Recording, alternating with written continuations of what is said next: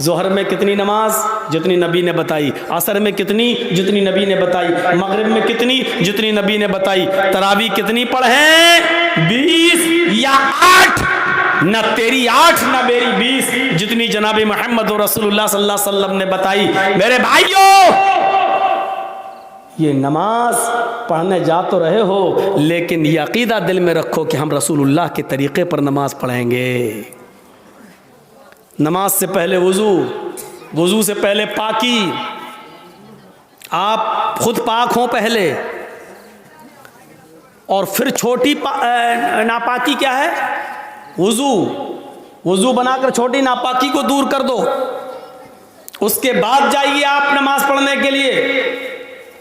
और ये इबादत कैसे करेंगे? जब आप वज़ू बनाकर घर से मस्जिद की तरफ निकलेंगे तो अल्लाह ताला हर एक कदम पर तुम्हें एक नेकी देगा। हर कदम पर एक नेकी और एक गुनाह माफ़ भी होगा। जैसे एक कदम बढ़ाया, एक नेकी मिली और एक गुनाह माफ़। दूसरा कदम बढ़ाया, एक नेकी मिली और एक गुनाह माफ़। तीसरा कदम बढ़ाया, एक नेकी मिली और फिर एक गुनाह माफ़। चौथा कदम बढ़ाया, एक नेकी मिली और एक गुनाह माफ़। हज़रत ज़ैद इब्ने साबित रज़ी अल्लाह ताला अन्हु जब मस्जिद से घर की तरफ, जब घर से मस्जिद की तरफ नमाज पढ़ने जाते थे, उनका घर मस्जिद के करीब था, लेकिन फिर भी वो छोटे छोटे कदम रखते थे। लोगों ने पूछा, इतने नज़दीक मस्जिद है और तुम जल्दी नहीं आते हो, छोटे छोटे कदम रखते हो? तो उन्होंने यही हदीस पढ़ के सुनाई थी कि अल्लाह के नबी ने फरमाया, तुम में से जब कोई शख्स मस्जिद में नमाज के लिए जाता है तो उसके हर एक कदम पर एक नेकी मिलती है और एक गुनाह माफ हो जाता है। मैं इसलिए छोटे छोटे कदम रखता हूं ताकि मेरे कदम की गिनती ज्यादा हो जाए, मुझे नेकियां ज्यादा मिल जाएं और मेरे गुनाह ज्यादा से ज्यादा मिट जाएं। तो मेरे प्यारे साथियों, ये आपको तभी मिलेगा जब आप घर से वुजू बनाएंगे, और वुजू बनाने के बाद जब घर से निकलेंगे तो हालत वुजू का सवाब, और वुजू में नमाज के लिए जो कदम उठेंगे ये बावुजू होकर जब उठेंगे तो उस पर और ज्यादा सवाब।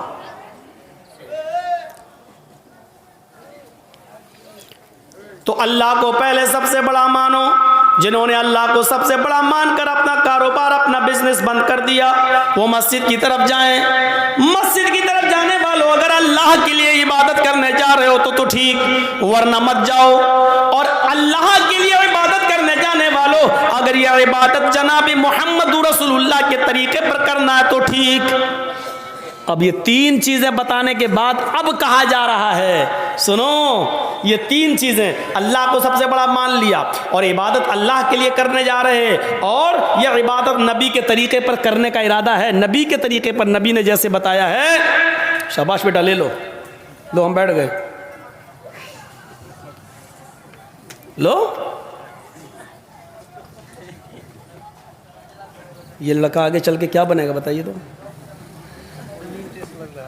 अरे कुछ नहीं, उसके घर वालों ने भेजा, फ़ोटो लेके आओ। इतना हम, आप जिस स्कूल में पढ़ रहे हैं ना, उसका मैं हेडमास्टर रह चुका हूँ। ये बच्चा क्या जाने बेचारा फ़ोटो लेके, उसको किसने भेजा हम लोग सब समझ रहे हैं। चलो, तो हो गया बेटा, वीडियो बना रहे हो क्या? ओ, ये सब बन रही है, ये सब बन रही है। अरे आजकल के बच्चे, अभी शादी कर दो तो 2 बच्चों का बाप बन जाएगा वो। ये आजकल की औलाद है भैया, आजकल की औलाद। तो मेरे भाइयों सुनो, 3 चीजें बताई गई। उसके बाद पहले अल्लाह को सबसे बड़ा मानो, दूसरा जब अल्लाह को बड़ा मान लिया तो इबादत अल्लाह के लिए करो, और इबादत जब अल्लाह के लिए करने का पूरा अज़्म हो गया तो ये इबादत रसूलुल्लाह के तरीक़े पर करो, नबी के तरीक़े पर, रसूल के तरीक़े पर। कुछ नहीं चलेगा तेरा। नबी ने 1 रकात में 1 रुकू किया, 1 ही करना है। नबी ने 1 रकात में 2 सजदे किए, 2 ही करना है। नबी ने ज़ोहर में 4 पढ़ी, अगर तू 6 पढ़ेगा तो गुनाहगार होगा। नबी ने मगरिब में 3 पढ़ी, अगर तू 4 पढ़ेगा तो गुनाहगार होगा। नबी ने फजर में 2 पढ़ी, अगर तू 3 या 4 पढ़ेगा तो गुनाहगार होगा। नमाज उतनी ही पढ़ना है जितनी जनाब मोहम्मद रसूलुल्लाह ने बताई है। तो मेरे भाइयों, अगर ये तरीका नबी का मानते हो तो अब ये 3 चीजें जब तुमने मान ली तब कहा जा रहा है हय्या अलस सलाह, अब आओ नमाज के लिए। देखा, नमाज के लिए कब बुलाया जा रहा है? पहले ये 3 बातें जब बता दी गई और आपके दिमाग में डाल दी गई। ईमानदारी के साथ बताइए, अजान का ये फ़लसफ़ा और ये मकसद आज से पहले आपने किससे सुना था? हमें तो ये मालूम था कि नमाज अजान हो रही, चलो नमाज पढ़ना है, नमाज के लिए अजान हो रही। नहीं, नमाज के वक्त को बताने के लिए घड़ी काफी है। नमाज के वक्त को बताने के लिए आजकल टाइम मोबाइल बतला रहा है। नमाज का वक्त बताने के लिए अजान नहीं है। अजान अल्लाह को सबसे बड़ा बताने के लिए और इबादत अल्लाह की बताने के लिए और तरीका जनाब मोहम्मद रसूलुल्लाह का बताने के लिए ये अजान दी जा रही है। जब ये तीन चीजें आपने एक्सेप्ट कर ली, कबूल कर ली, तब कहा जा रहा हय्या अलस सलाह, आओ नमाज के लिए। अब ये नमाज तुम्हें भलाई पर पहुंचाएगी, ये नमाज तुम्हारे लिए भलाई का रास्ता खोलेगी। इसलिए क्या कहा जा रहा है? हय्या अलल फलाह, आओ ऐसी नमाज पढ़कर भलाई पर, भलाई के लिए आओ, भलाई के हय्या अलल फलाह, आओ कामयाबी की तरफ, आओ भलाई की तरफ। यानी जब अल्लाह की इबादत करोगे और रसूल के तरीके पर करोगे तो ये नमाज तुम्हारे लिए भलाई का रास्ता है, ये नजात का जरिया है, ये नजात का जरिया। और अगर अल्लाह के लिए नहीं है और रसूल के तरीके पर नहीं है तो ये नमाज भी नहीं है और भलाई भी नहीं, भलाई भी नहीं। इसके बाद फिर लास्ट में फिर कहा जा रहा है, आए लोगों एक बार फिर सुन लो, अब तक अगर अपने घरों में बैठे हुए हो तो एक बार फिर सुन लो, अल्लाहु अकबर, अल्लाहु अकबर, अल्लाह सबसे बड़ा है, सबसे बड़ा है, ला इलाहा इल्लल्लाह, उसके अलावा कोई इबादत के लायक नहीं। आखिर में ये जुमला कहकर फिर दिमाग में भर दिया कि फिर सोच लो, अब भी घर में रहना है, अब भी दुकान पे बैठना है, अब भी बिजनेस करना है, अब भी सर्विस करना है, अब भी ऑफिस में रहना है। लास्ट में फिर सुन लो कि अल्लाह सबसे बड़ा है। अगर ऑफिस का मालिक निकाल देगा, निकाल दे, क्योंकि रोजी वो नहीं देता, रोजी देने वाला अल्लाह है। अच्छा ठीक है, ऑफिस में बैठे हो, उससे रोजी रोटी चल रही है, प्राइवेट जॉब है, अचानक आग लग गई, आपके दोनों हाथ जल गए, अब क्या करोगे बताइए? अब क्या करोगे? अचानक बिल्डिंग टूट गई, गिर गई, दीवार गिर गई, यहां फिसल गए, हमारे दोनों पैर टूट गए, अब क्या करोगे?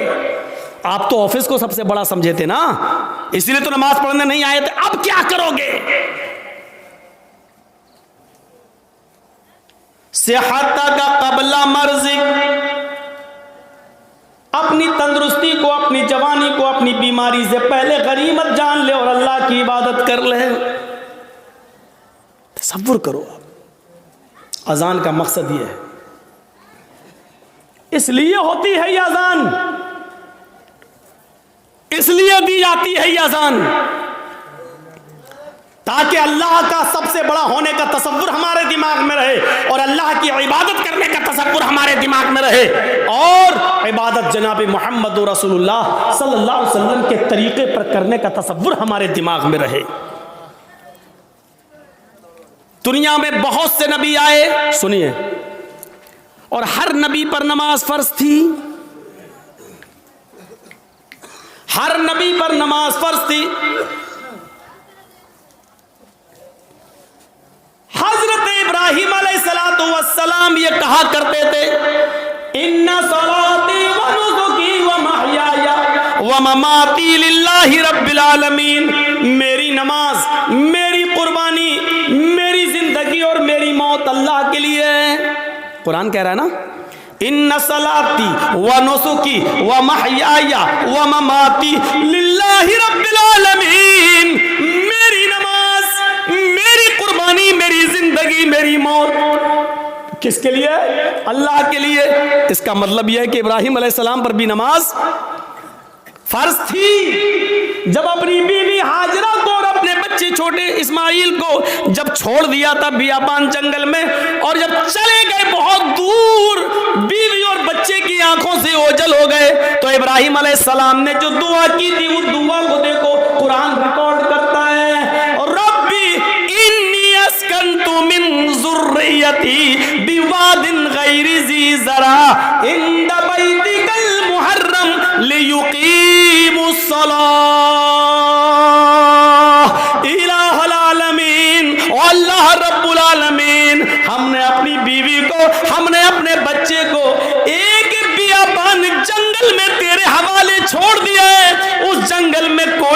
है, इंसानी आबादी नहीं है, उस जंगल में कोई रहता नहीं है, कोई बंदा नहीं है। बिवादिन गैरी ज़ी ज़रा, बेआबो गयाबा दिए, वहां दरख्त भी पैदा नहीं होते, वहां बियाबान जंगली जंगल है, वहां से कोई काफिला भी नहीं आता है।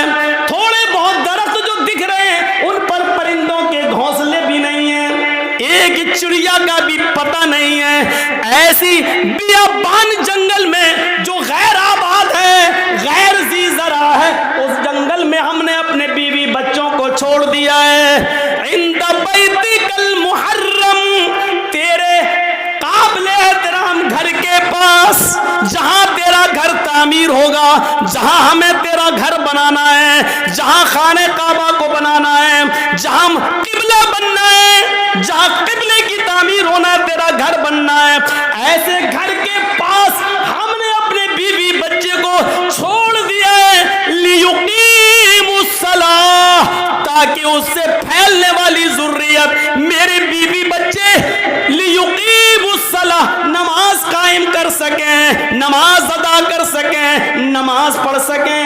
अपने बीवी को और बच्चे को छोड़ दिया है, एक भी परिंदा नहीं है, काफिला नहीं है, इंसान नहीं रह रहा है, साए साए बीतती है, खतरनाक जानवरों का डेरा है, लेकिन यही खाने काबा बनना है, यही अल्लाह का घर बनना है, इसी खाने काबा का तवाफ आगे चल के होना है, और सारी दुनिया इसी की तरफ आगे चल कर रुख करके नमाज पढ़ने वाली है।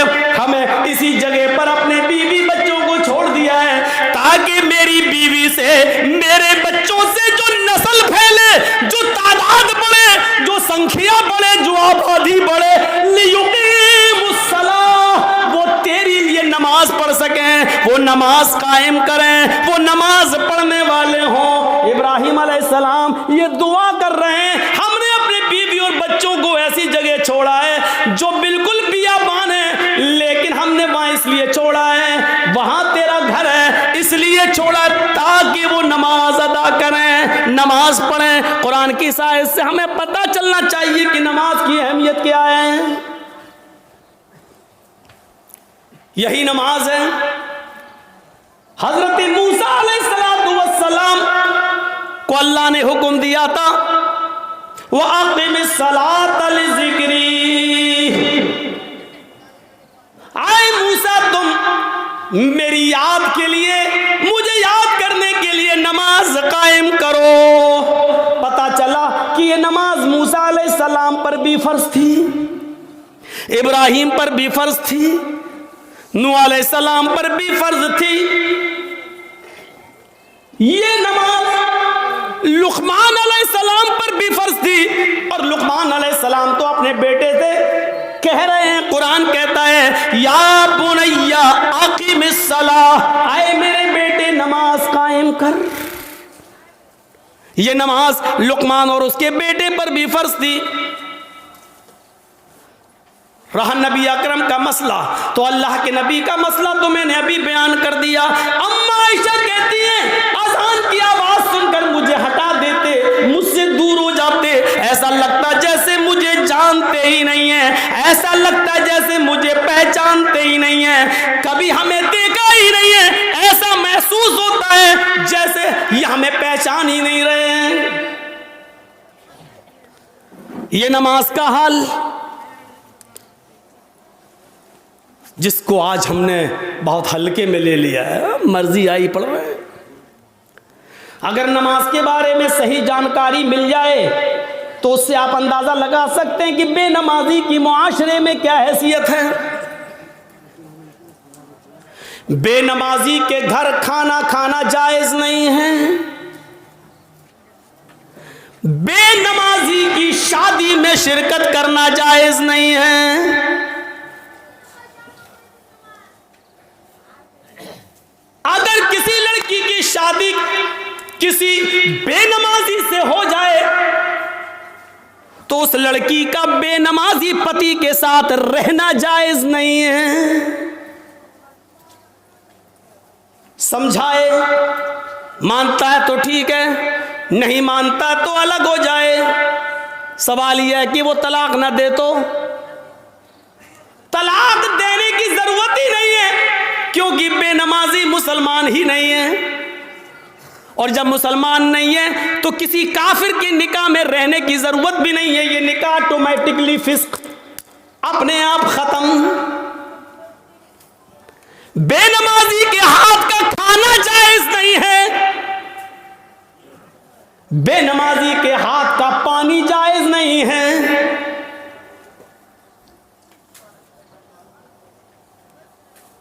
बेनमाजी अगर मर जाए तो उसकी नमाज़े जनाजा पढ़ना जायज नहीं है। बेनमाजी अगर मर जाए तो उसको मुसलमानों के कब्रिस्तान में दफन करना जायज नहीं है। क्या क्या बताऊं।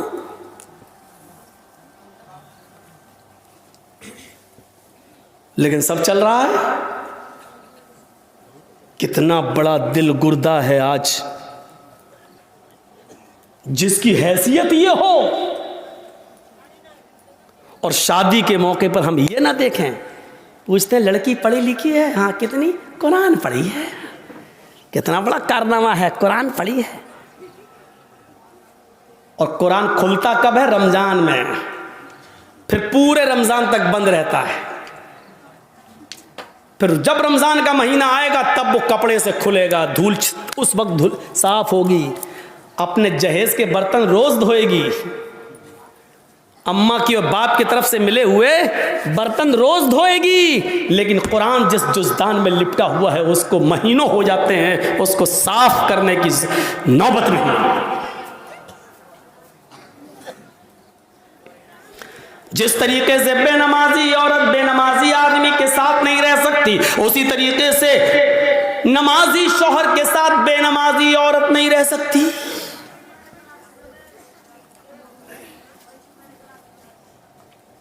देख रहे हैं आप? इन नबियों पर भी नमाज फर्ज थी।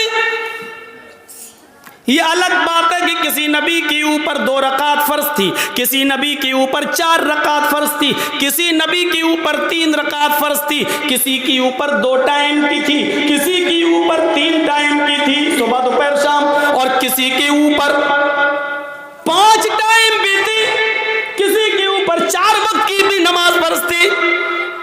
लेकिन अल्लाह के नबी जनाब मोहम्मद रसूलुल्लाह सल्लल्लाहु अलैहि वसल्लम जब नबी बनाकर भेजे गए तो आपने ये नमाज 5 वक्त की फर्ज की, क्योंकि अल्लाह ताला ने 50 से 5 वक्त की कर दी। और जब 5 वक्त की फर्ज कर दी गई तो नमाज का उसूल ये बनाया कि फजर में 2 रकात रख दी, जोहर में 4 रकात रख दी, असर में 4 रकात रख दी, मगरिब में 3 रख दी और इशा में 4 रख दी। क्योंकि किसी नबी के ऊपर 2 थी, किसी के ऊपर 3 थी और किसी के ऊपर 4 थी। 2 से कम नहीं थी और 4 से ज्यादा किसी के ऊपर फर्ज नहीं थी। इसलिए अल्लाह के नबी ने 2 भी रखी, 3 भी रखी और 4 भी रखी, ताकि लोगों को इस बात का इल्म हो जाए कि मैं किसी नबी के खिलाफ नहीं हूं। मैंने फजर में 2 रकात नमाज फर्ज की है ताकि उन नबियों की भी इक्तिदा हो जाए जो 2 रकात जो पढ़ा करते थे। 3 रकात भी मैंने मगरिब में रख दिए, क्योंकि कुछ नबियों पर 3 वक्त 3 रकात फर्ज थी, तो मैंने उनको की 3 रकात भी रख दी ताकि उस नबी की सुन्नत भी जिंदा हो जाए। और जिन नबियों पर 4 रकात फर्ज थी हमने जोहर, असर और इशा में 4 रकात फर्ज कर दी ताकि उस नबी की सुन्नत पर भी अमल हो जाए। मैं नबियों का मुखालिफ नहीं हूं, मैं रसूलों का मुखालिफ नहीं हूं। हाँ, मैं आखिरी नबी हूं। अब तरीका मेरा चलेगा, अब रास्ता मेरा चलेगा। दुनिया में 3 ही किस्म की मखलूक है। एक मखलूक जो हमेशा खड़ी रहती है, जैसे पेड़, दरख्त, पहाड़, ये खड़े हैं। कुछ मखलूक झुकी हुई होती है, जैसे भैंस, बकरी, गाय, भेड़। आप देखिए, हम लोग जब ऐसे रुकू में चले आएँ तो बिल्कुल वही शक्ल हो जाती है। और कुछ मखलूक ज़मीन से चिपकी हुई होती है, जैसे छिपकली, चूहा। दीवार पे भी चढ़ेगा तो चिपका हुआ होगा, ज़मीन पे होगा तो ऐसे होगा। ये 3 ही किस्म की मखलूक है, चौथी कोई किस्म नहीं है। और अल्लाह कहता है युसब्बिहु लिल्लाहि मा फिस समावाति व मा फिल अर्द, ज़मीन व आसमान की सारी मखलूक अल्लाह की तस्बीह बयान कर रही है, अल्लाह की हम्द व सना बयान कर रही है। अल्लाह के नबी सल्लल्लाहु अलैहि वसल्लम ने नमाज में ये तीनों कंडीशन लागू कर दी है। अल्लाहु अकबर, अय अल्लाह ये पहाड़ भी तेरी हम्द व सना बयान करते हैं, ये दरख्तों के पत्ते भी हम्द व सना बयान करते हैं। अगर तुझे खड़े होकर की जाने वाली इबादत ज्यादा पसंद है दरख्तों की, पहाड़ों की, तो देख मैं खड़ा हूं। अल्लाहु अकबर, मेरी इस अदा को कबूल कर ले। अगर तुझे चार पैर वाले जानवरों की इबादत ज्यादा पसंद है तो देख मैं झुक गया हूं। अल्लाहु अकबर, मैंने रुकू कर लिया है, देख मैंने भी उनकी तरह शक्ल बना ली है। अगर तुझे छिपकली, चूहे और जमीन पर रेंगने वाले कीड़े मकोड़े, सांप बिच्छुओं की इबादत और उनकी तस्बीह पसंद है तो देख मैं सजदा कर रहा हूं। अल्लाहु अकबर, जमीन पर चिपक गए, सजदा कर लिया। अय अल्लाह, अगर तुझे ये हयात पसंद है तो मैं भी इस हयात को कर रहा हूं। तीनों चीजें नमाज के अंदर लागू कर दी हैं। पता नहीं अल्लाह को कौन सी अदा ज्यादा पसंद है। अल्लाह तीनों अदाओं में से जो तुझे पसंद है वो कबूल कर ले।